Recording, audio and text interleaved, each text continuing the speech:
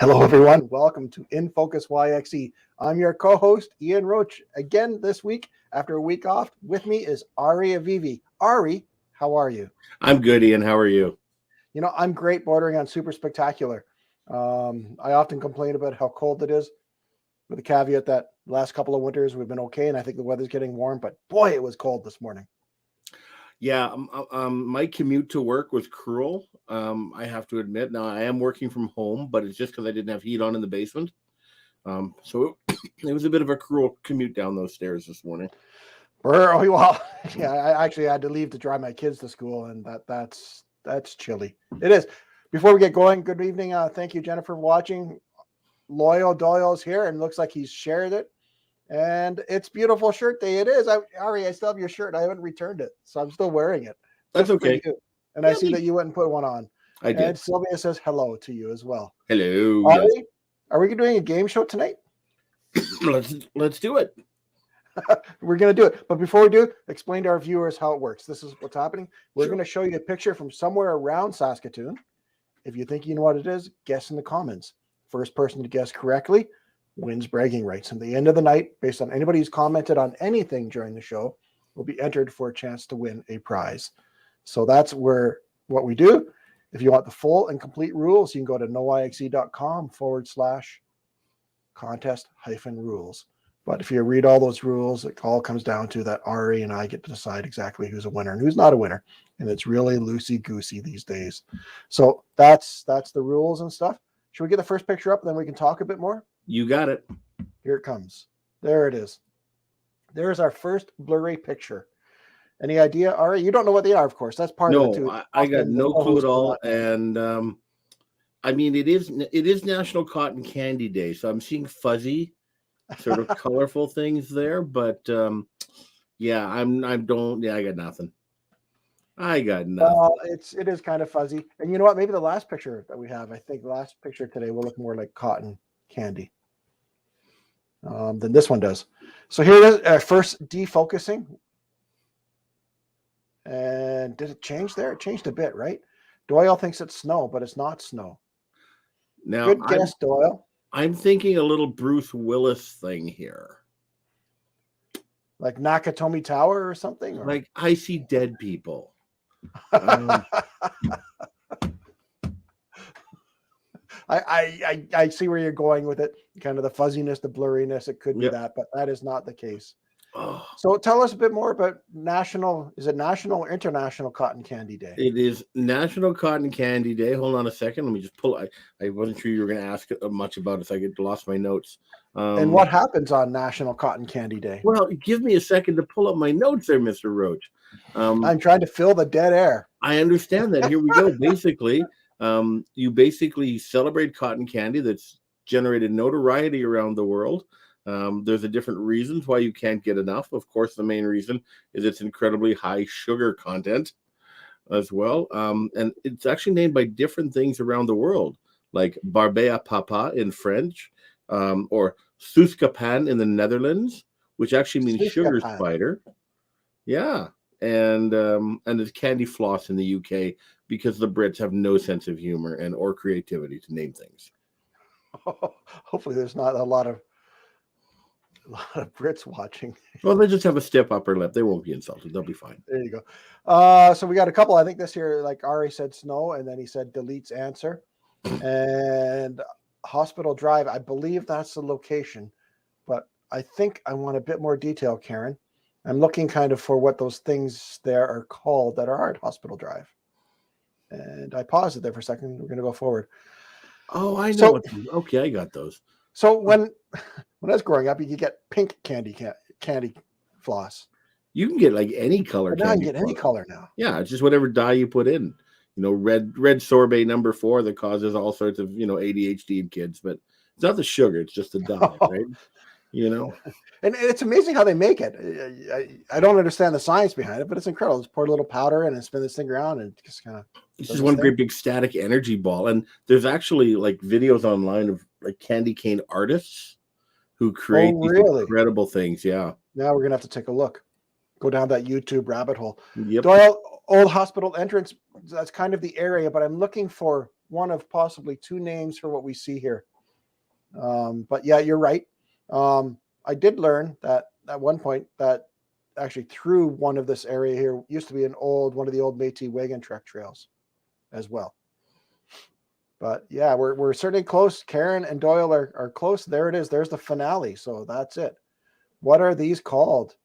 And Hospital Drive, I think, is the road that we see off to the left here. This is a bit of a loop. We do see the old hospital, I think, kind of in the background there through the trees. That's but what are those things that are right there? You know what? I think we're going to give it to Karen. Well, the horrible pun would be the barbarians are at these, I believe. Well, yeah, we're at the enemy at the, but I think or Bill. We could have just gone with Bill. Find the confetti. Do digital dandruff. I think Karen has been close enough that we're going to give it to her on a combination of two answers. So actually called Memorial Gates, or I've known them as the University Gates, and they are at the entrance to the Royal University Hospital. And congratulations, Karen, on getting our first answer. On a summer weekend, you can see like limousines and cars driving up in there and bridal parties jumping out to take photographs. So for the old photo ops. Yeah. And Ari, once again, is happy that there's confetti. Not Ari. Ari's my co-host. Doyle is a person that is playing. Wonderful Doyle. Doyle is happy with confetti. And Doyle's also happy that Karen won. And Karen is also happy that she won. Stand by, Ari. We're coming back. There we are. Okay. So congratulations, Karen. You are the first winner of bragging rights on tonight's game show. And we're really excited for that. Maybe before we start, maybe I'll start the next photo. I'll remove this. And after I start the photo, we will maybe do a factoid that I have. Here it comes. Here it comes. There it is. This one's interesting. We'll see if people can get this. It's a long way. No, Brian, you are wrong. You are wrong. I'm not sure what this means. We look the same. Brian, no, you get a car, and you get a car, and you get a car. Nobody gets cars. And Doyle already thinks it's a horse pasture, but it's not. Okay. It's not. Just the number of letters in our name should tell you that Doyle and I are different. Okay. I'm a big vowel movement. Doyle is not. So. Okay. Maybe I'll look at the names. You have a name under you. Did I call Doyle Ari again? Yeah. Well, the problem is you're both amazing human beings. And I get my amazing human beings mixed up. Well, there you go. Okay. Here's a factoid while we're here. 1877, Thomas Edison demonstrates his phonograph, or the gramophone, to the editors of Scientific American. So that's quite incredible if you think about it. I wonder what he played.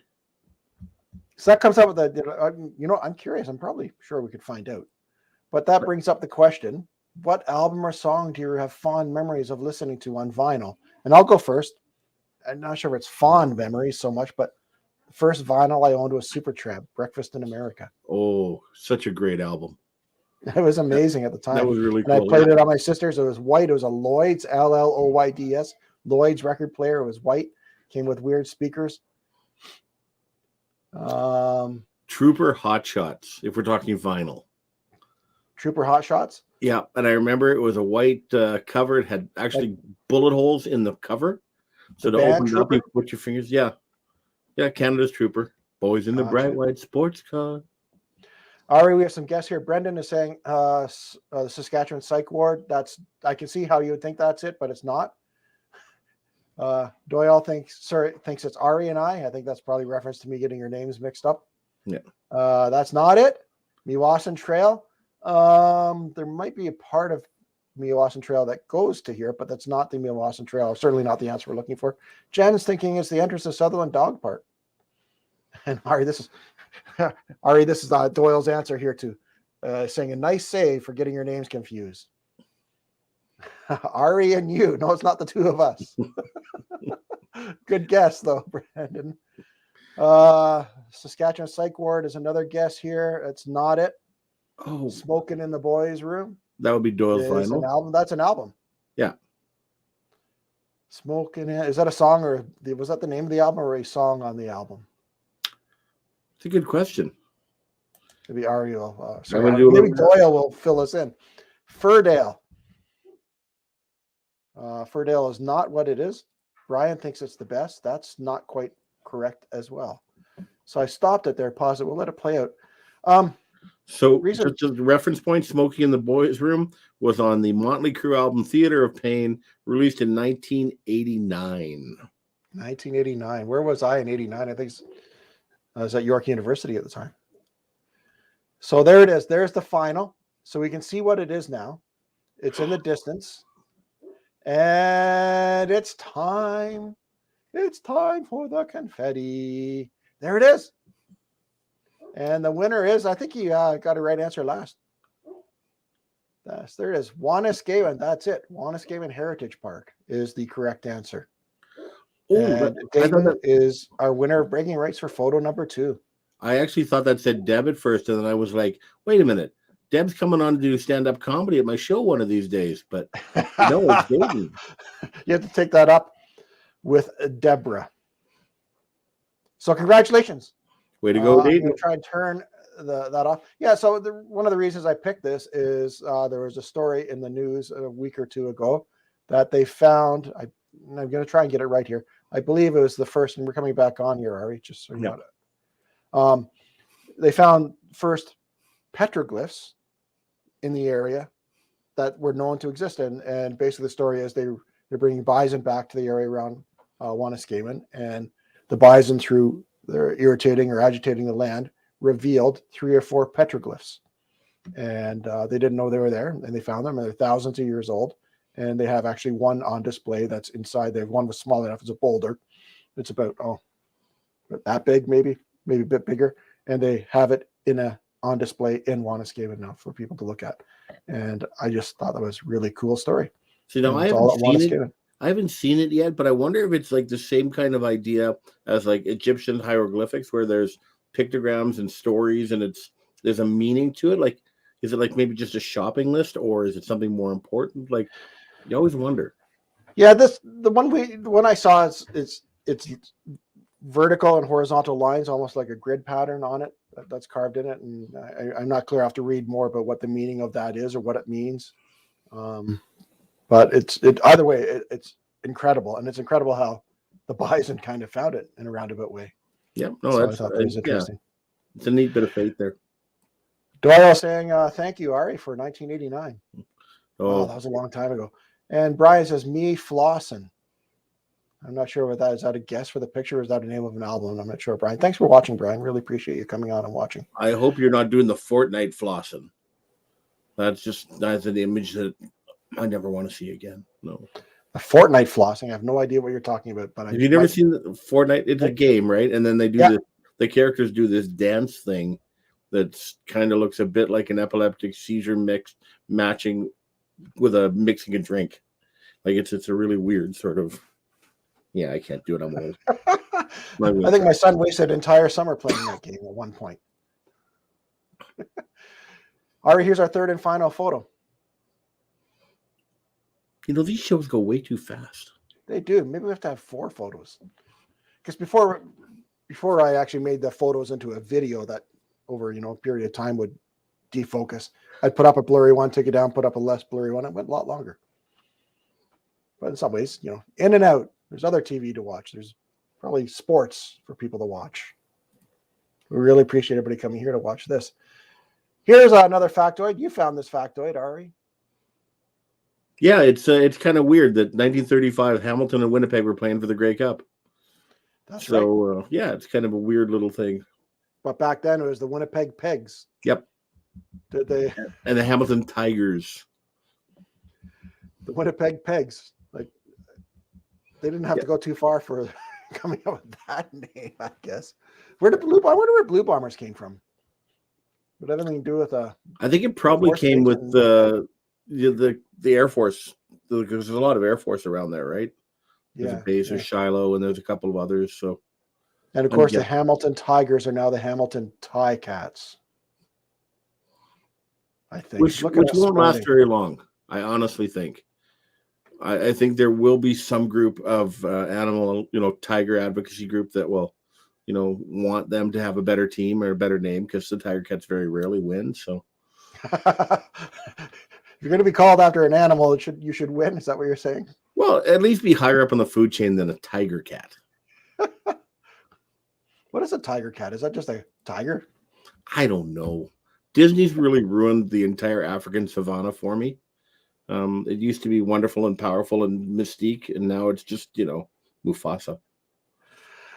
Anthony says, is it the Best Burrow Gardens? Good guess. That's not what it is. It's not candy floss. It could be candy floss, but that's not. Oh, here's one. Coors Event Center. Wow. I'm going to say that is half the answer, because it is the Coors Event Center in the background. But if somehow you can describe what is in the foreground is the other part, and that's what we're kind of focusing on. But good guess, and brilliant to actually get the Coors Event Center out of this. Who's helping Doyle tonight? He's on fire tonight. I know, this is like, no offense, Doyle, but wow. Now I gotta wait for Doyle's response to that. Hey, while we do this, I want to get this factoid in. We can forget the last one, but this one I thought is hilarious. There it is. I'm going to check the comments here. Doyle says Candy Cane Lane. That's not it. And I'm on fire. He agrees with you. Yeah. It's not Candy Cane Lane. Factoid, 1968, Richard Dodd returns a library book his great-grandfather took out in 1823. I hope he didn't. Maybe it was an amnesty. Maybe he got lucky and there's an amnesty and he returned it. But I find that funny. There was another story actually about that. There's another one here. A guy, 111 years and over 2 book to an Idaho library. It was a worn-out copy of The Postman. After 111 years. Do you have any books you've never returned, Ari? Yes, many of them actually. Most of them from my university degree. Never used them either. So, parking meter. Anthony, good guess. There's probably a parking stand somewhere in there. But it's not a parking meter. But I think Karen got it. Lose that answer. I think Karen has it. Yep. And darn, Doyle was so far behind. But I'm looking for there it is. Yep. The confetti. And we are going to give the answer to, I think if I can get back here, Karen. According to our things here, is 7:18. And then just a few seconds later, Flower, that might have done that and combined with the other answer, the Coors Event Center. But this is the right answer. Congratulations, Karen. I think you had a couple right answers, at least one last week. So we really appreciate you coming and playing. Yeah, that is indeed a flower sculpture. And it's in front of the Coors Event Center, which would make it 2nd Avenue. Is that right? Yep. And there's a really cool interactive map, and maybe I should put find the URL for it and put it up. But you can go on this interactive map and click on all the public art that is around Saskatoon and get information on it. And that's where I got that Happiness of the Heart. They are joyful or fun-loving and was installed in 2020. And maybe I'll just let the come more into focus there. Speaking of cool interactives, if you walk along the Meewasin Trail, in different places, there's these hidden QR codes that sort of talk about different little weird history parts of the trail. And particularly in the new part, sort of the further west part on the other side of Sid Buckhold. I saw them this summer, which is kind of like the QR code in a post, and then you scan it. So you point out and it gives you information? Yeah. Interactivity? Yeah. That's cool. That's really neat. So there it is. Maybe next week if we do another, because we often do the public art as one of the photos. So next time we do a public art, I'll put a link in the comments to the website where you can find this map to click on all the art. And there's a lot of installations. And I think there's a few that are under commission right now, so to speak. So that kind of is our last photo. Should we do the last factoid just because we have it? Sure. Oh, that's the wrong one. Here it is. There we go. 1979, Star Trek, the motion picture, first movie the series premieres. And I have a confession. Of all the movies, it's probably all the Star Trek movies is probably my least favorite. Oh, I don't know. Star Trek 5 was pretty much digging the bottom of the barrel. Is that where they bring Spock back to life, or is that No, that's when he 4. died? That's Yeah. 4? No, that's 4 is 4. Voyage Home. That was the fun one with the whales. Oh no, yeah, it's 3. Sorry, 3 is Search for Spock. That's where they bring him back. Oh, okay. Yeah. Or is it? I don't know. Doyle once again is happy with confetti. Yeah. Love the can you confetti, badge, Karen. Karen loves it too, and Karen's mentioning that it is indeed a beautiful sculpture. how can you badge V'ger? No, the Star Trek 4. Well, No. V'ger. Well, that part was kind of cute, but the movie just was long, and they probably made it a lot shorter by when they did the kind of the warp scenes, cut them in half or something. But there was one line, ugly bags of mostly water. I think that's what they referred to humans. That's kind of funny. The whole concept that we send this thing V'ger, which is still, rocketing away, or Yeah. solar paneling away, or gravitying away, whatever you want to call it, from the planet. So it's kind of neat that they drew that in. But overall, it's just, I don't know. There was actually a neat story about space junk this week, too. I guess there's so many pieces of space junk that they have to, like, every once in a while move the International Space Station out of the way because it's Didn't they have moving. to go into lockdown when the Russians or somebody or Yeah, and tested different things, because there's some of it, and they say Yeah. some of it's like the size of a golf ball, but it's moving so fast it'll just rip through. Because they don't build those things really tough, right? They're just just enough to keep everything out. Well, I think a golf ball traveling at 17,000 miles per hour might do a bit of damage to me, so I can understand. Well, yeah, you large bag of water, but yeah. Large, ugly bag of mostly water. We're boring people, but most people are just sticking around now for probably the draw for the prize. And I'm not sure we're giving away. I guess we're going to give away a shirt because we don't have, we didn't really talk about this with Deborah. So here's what's going to happen. We're going to draw, and the draw is made upon everybody who's entered. And if you are the correct winner, you have to reach out to us. And when you do, we'll send you a code, and you can go onto our website and you can order a shirt. And in a couple of weeks, I'm not sure if it'll get there before Christmas. Everything's backed up, but you might get it before Christmas. You order right away. But So we're not doing these game worn shirts, right? These are these are actual shirts. They're no YXE shirt. There's the different shows. You can buy an InFocus shirt. Okay. Doyle says he wants your shirt if he wins. Okay, let's get the draw going. Here we go. Dun, dun, dun, dun. Everybody can see all my bookmarks. I didn't realize that. Brian Worley has won a shirt. Congratulations, Brian. Please reach out to Brian. us. Facebook Messenger would work, and we'll get you a code, and you can order a shirt, and it'll come in the mail in a week or two, probably closer to 2 weeks. So there we go. That's it. Doyle says, darn, he's hoping he'd win a shirt. Doyle, we should just give you one. You're so loyal. You're such an amazing guy. And there you go. Enough said. And Doyle is congratulating Brian on the win of his shirt. Well done, everybody. Anything else to share? I think we got through all their factoids. Nobody shared their albums. Did you share yours? My album? No, I never got to. No, I did. The album was Trooper, but the song that I remember the most, we were talking about this off air, was Meatloaf's Bat Out of Hell album. I used to work up north, and I'd hop in the car, throw that disc in, crank the sunroof open, and just hit the road. And I could tell on my trip back to Saskatoon by where I was in the album. I didn't even have to look mile markers. You kind of get going. That's pretty cool. Hey, can I do a shameless pitch? Do a shameless pitch for what? The comedy pit or Hawaiian shirts? My comedy pit. So just folks, if you like stand-up comedy, we do a show called The Comedy Pit. It runs actually right after this show, so you could watch YXE on your phone and then come down to the Comedy Pit and see some of Saskatoon's best clean stand-up comics doing their routines for you. It's every other Tuesday night, 7:30. The website's thecomedypit.ca. Come check it out. We'd love to see you. There you go. Do you have a pitch for Hawaiian shirts? I do not, though. I have a great one on order for next year. That's all I'm going to tell you. Okay. Everybody, thank you so much for paying attention, playing with us again. We're back next Tuesday.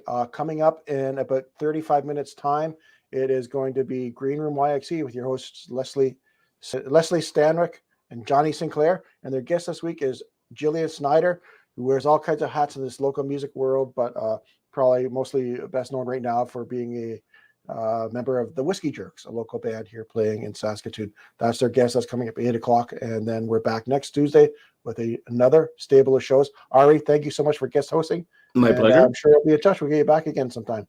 You got it. Thanks, everybody, for watching. We'll see you next week.